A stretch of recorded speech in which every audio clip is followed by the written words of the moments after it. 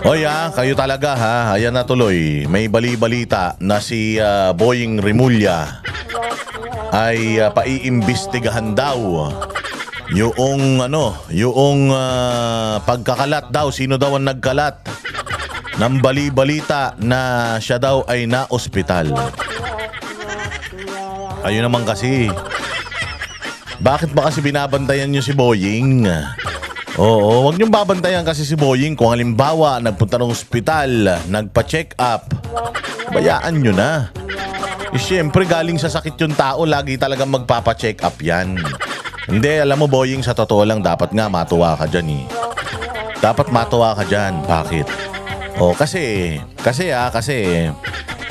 sa totoo lang, namimiss ka ng taong bayan.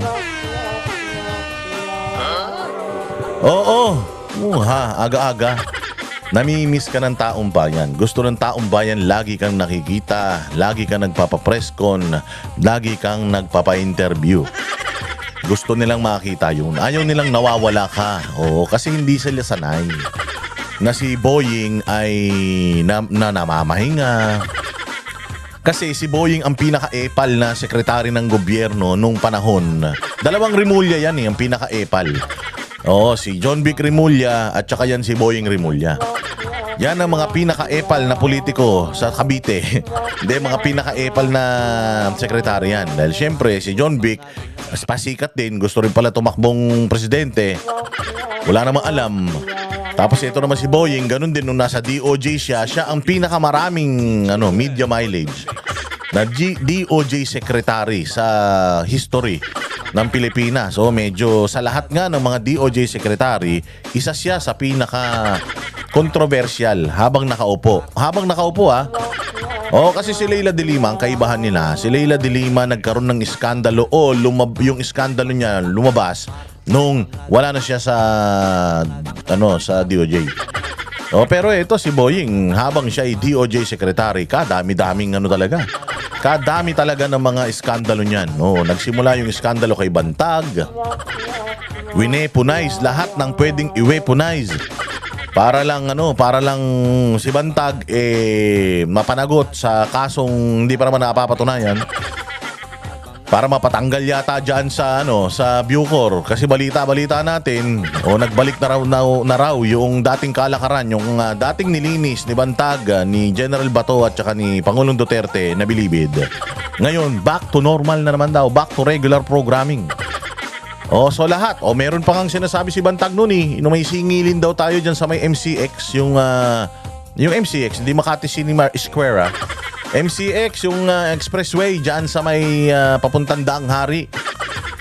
Meron daw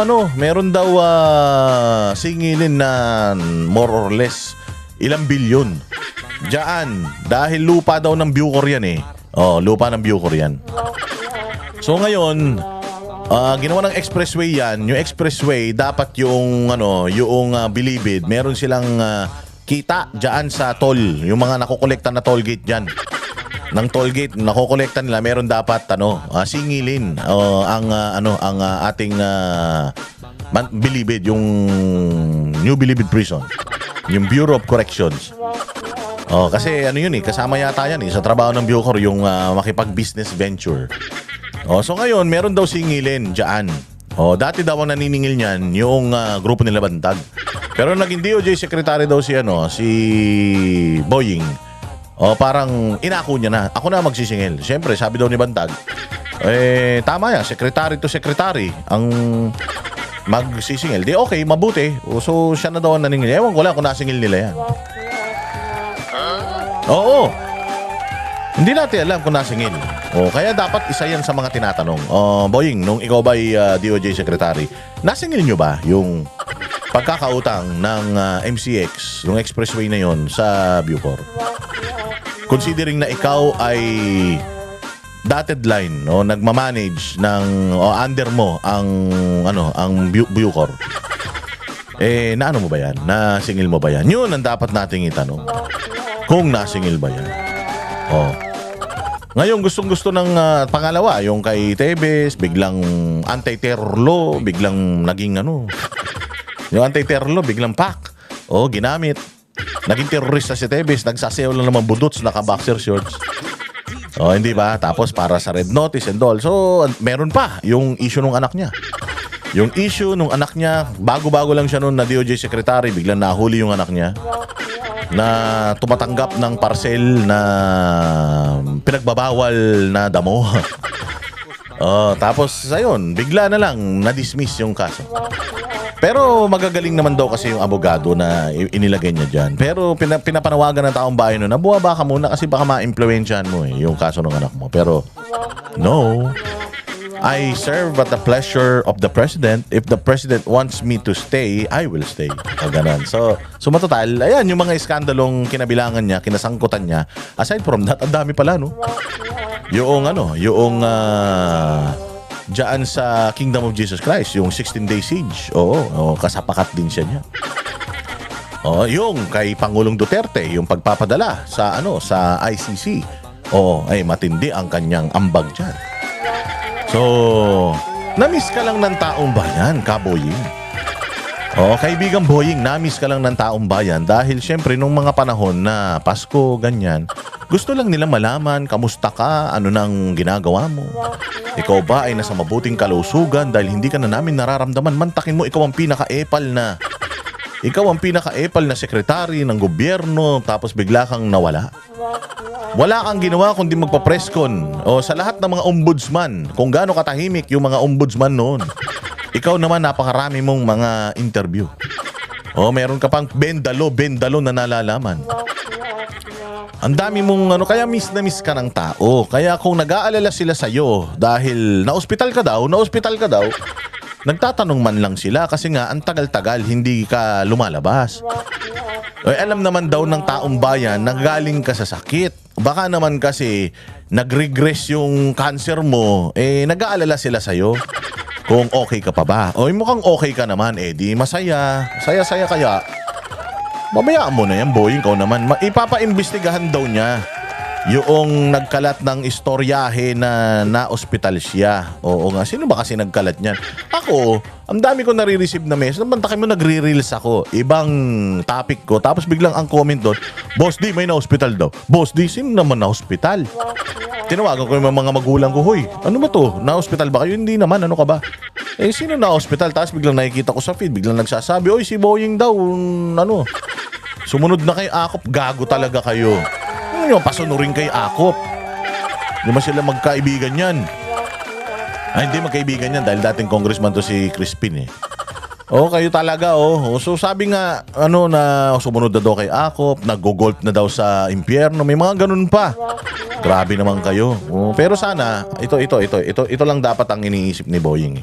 Kasi reklamo mo yung mga gustong mamatay ka ganyan. Yung mga gustong may mangyari sa yung masama. Kaysa mo sila, ihabla mo sila o kaya pa-imbestigahan mo sila. Magpakabait ka na lang kasi. Huwag ka na lang kasing masyadong huwag ka na masyadong matigas ang ulo. Huwag ka na masyadong malikot. Kalma ka lang, sir. Gawin mo lang yung trabaho mo bilang isang ombudsman. Total, nakuha mo na yung posisyon. Sabi mo nga yung posisyon na yan, pangarap mo yan. Magtrabaho na lang ng maayos. Para baka sakali yung mga kademonyohan na ginawa mo nung DOJ secretary ka, baka sakali dito sa ombudsman mabawi mo. Kasi nga hindi ba nag-speculate tayo nung nakaraan na it is best for Crispin Boying Remulla to yun nga, syempre matanda na siya, baka mag-retire na yan.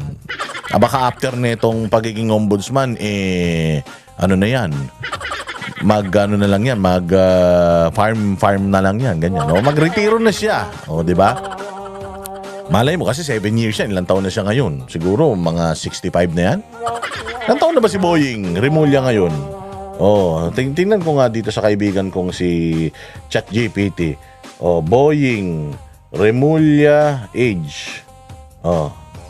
Tingnan natin kung ilan na siya. Boying.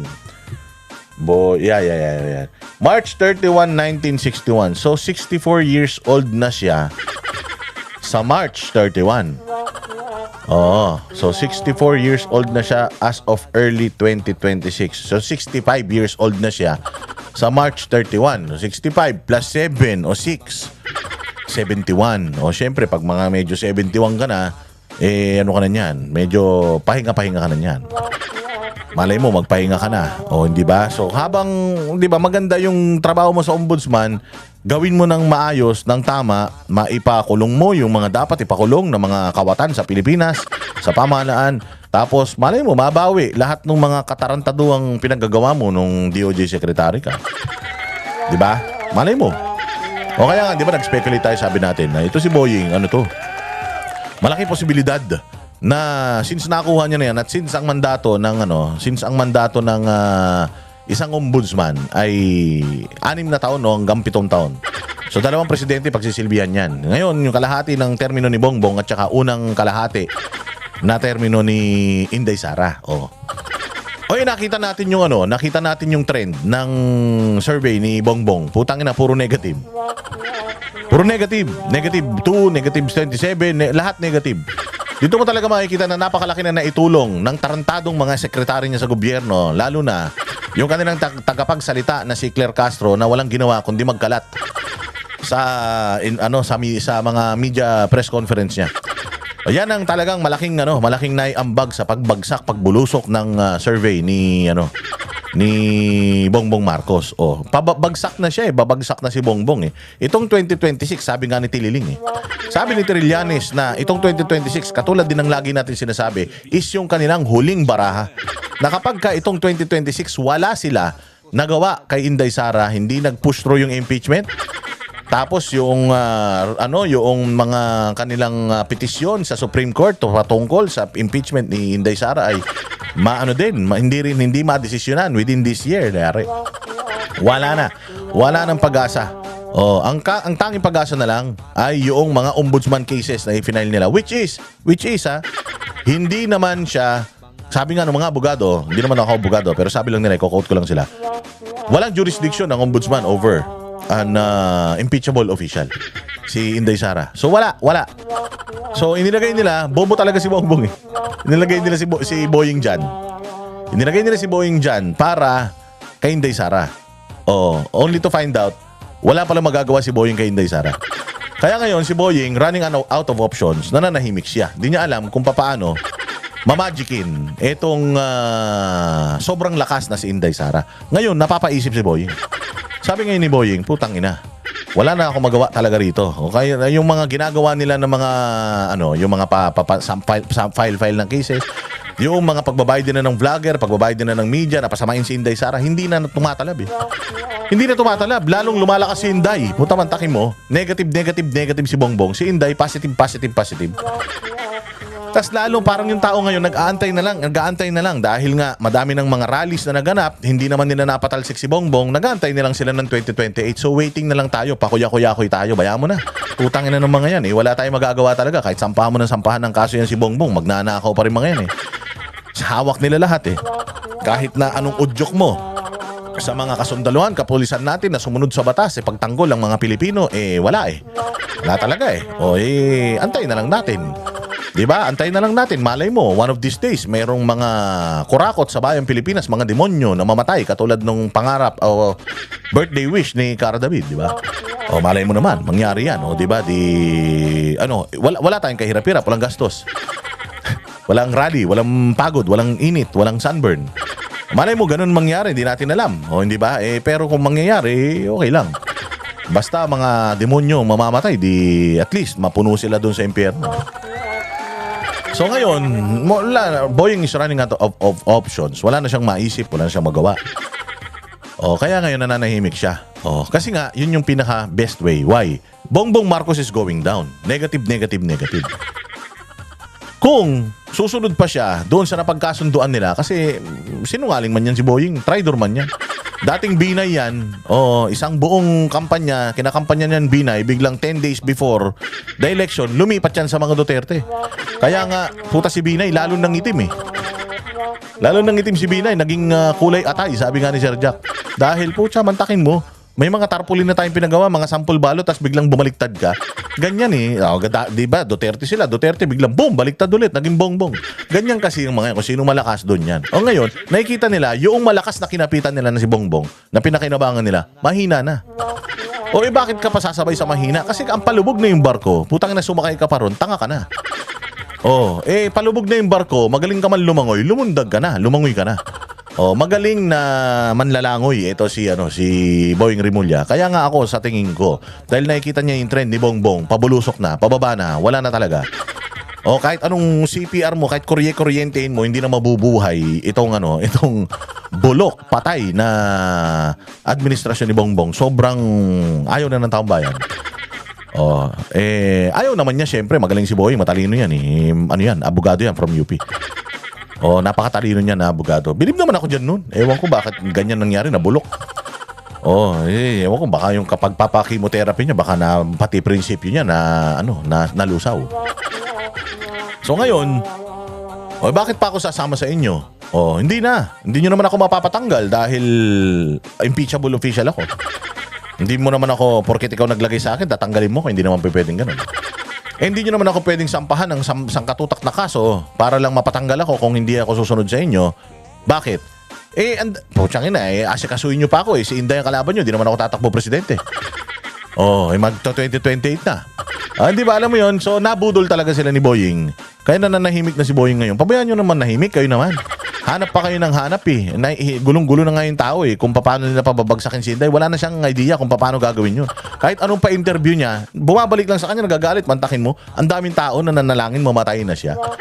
So dapat, Boying, maisip mo yan, na, matanda ka naman na, alam mo na yan, dapat maisip mo na, wow, ang daming galit sa akin, daming gusto mamatay ako, bakit? Kasi baka mali yung ginagawa mo. Try mong i-correct. Baka sakali.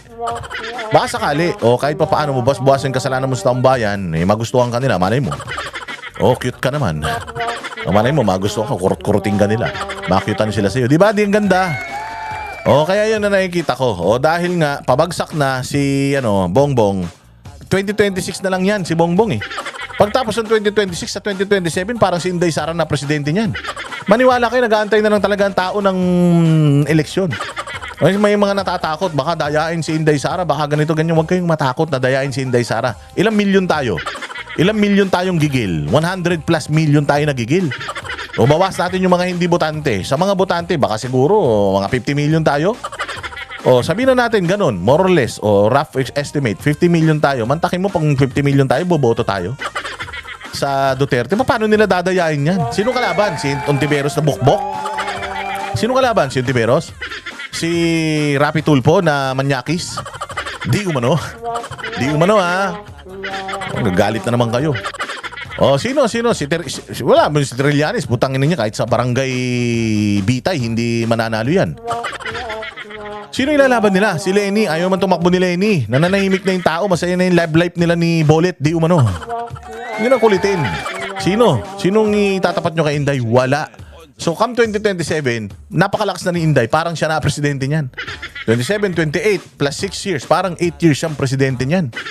Lahat na ng mga funders, mga EPAL, political butterflies, magsisip-sip na naman sa mga Duterte yan.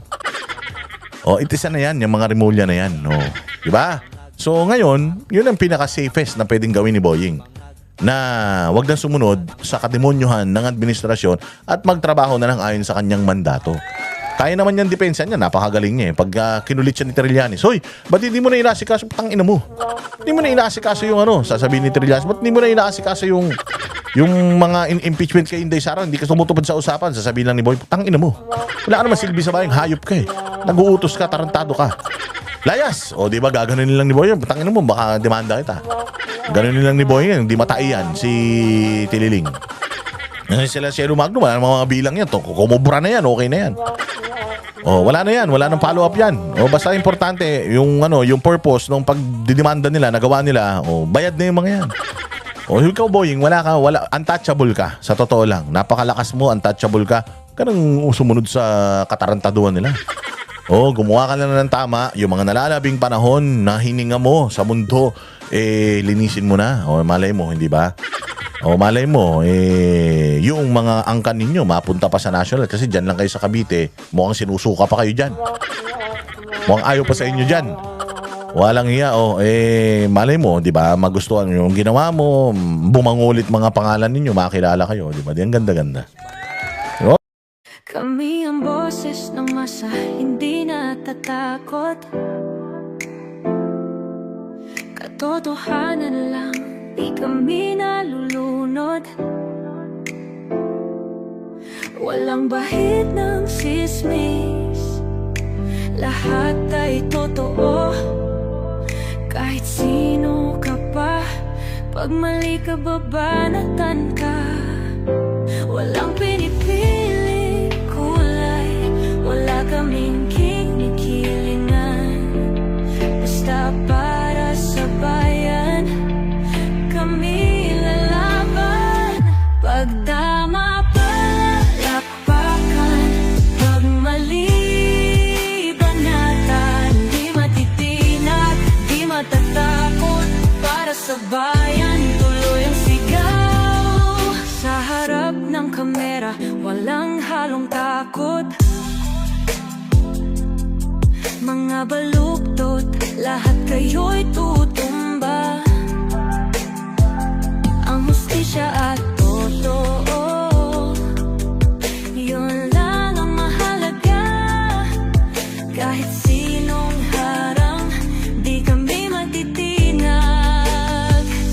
Walang pinipiling kulay, wala kaming kinikilingan. Basta para sa bayan, kami lalaban.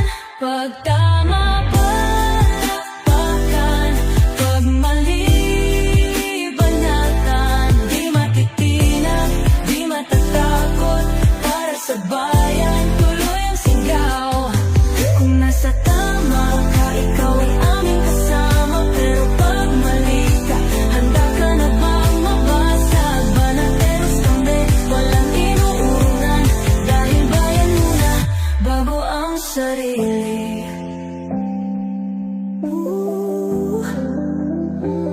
Bago ang sarili.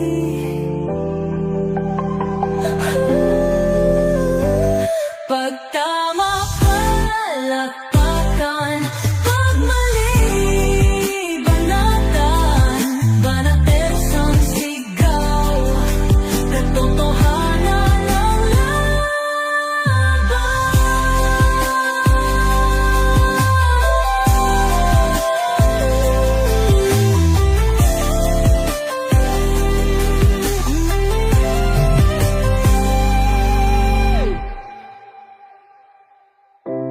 Sa harap ng